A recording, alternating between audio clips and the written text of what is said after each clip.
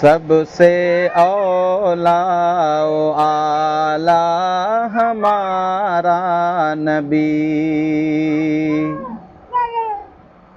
سب سے اولا و اعلیٰ ہمارا نبی،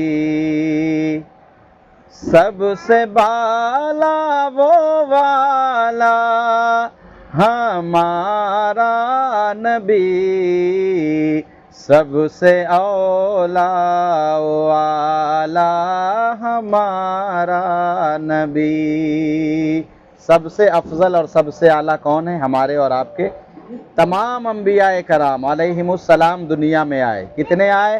روایت ملتی ہے 1,24,000 یا کم و بیش 2,24,000، اور ان تمام انبیاء کرام علیہم السلام کے سردار ہمارے اور آپ کے نبی ہیں، کیونکہ اللہ نے فرمایا اے انبیاء کرام کی جماعت، اگر مجھ کو اپنے محبوب کو پیدا کرنا مقصود نہ ہوتا تو میں تم کو بھی پیدا نہ کرتا۔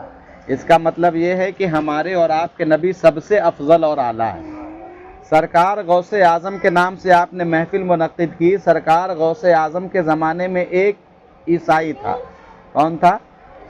عیسائی تھا، اور وہ جگہ جگہ پہ دعویٰ کرتا تھا کہ میرے نبی حضرت عیسیٰ علیہ السلام کی جو شان ہے وہ شان کسی اور نبی کی نہیں۔ تو لوگوں نے پوچھا کیا شان ہے ان کی؟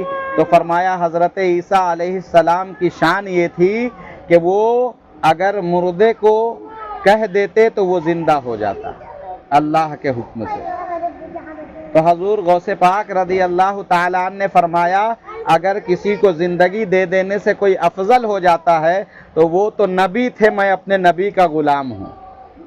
کون ہوں؟ میں اپنے نبی کا غلام ہوں، تم مجھ کو لے کر کے چلو، میں مردے کو زندہ کر کے دکھلا دوں گا۔ سبحان اللہ۔ تو جو کام انبیاء کرام علیہم السلام دیگر کیا کرتے تھے وہ کام اللہ کے رسول صلی اللہ علیہ وسلم کی امت میں جو اولیاء ہوئے جن کے نام سے آپ نے محفل سجائی، یہ ان کی شان ہے۔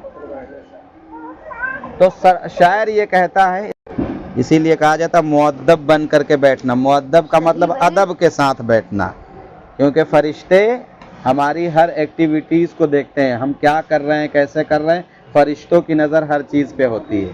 تو جب بھی بیٹھے محفل میں یا مسجد میں تو مؤدب بن کر کے بیٹھے۔ تو شاعر کہتا ہے سب سے اولا و اعلیٰ ہمارا نبی، سب سے بالا وہ والا ہمارا نبی، سب سے اولا و اعلیٰ ہمارا نبی،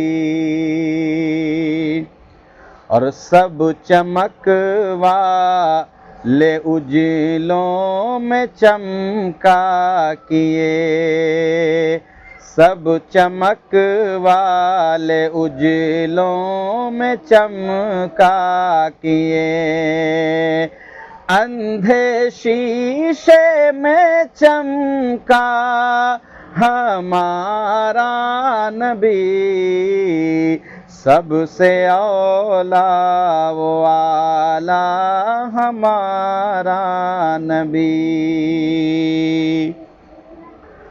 کون دیتا ہے دینے کو منہ چاہیے، کون دیتا ہے دینے کو منہ چاہیے، دینے والا ہے سچا ہمارا نبی، سب سے اولا وہ اعلیٰ ہمارا نبی۔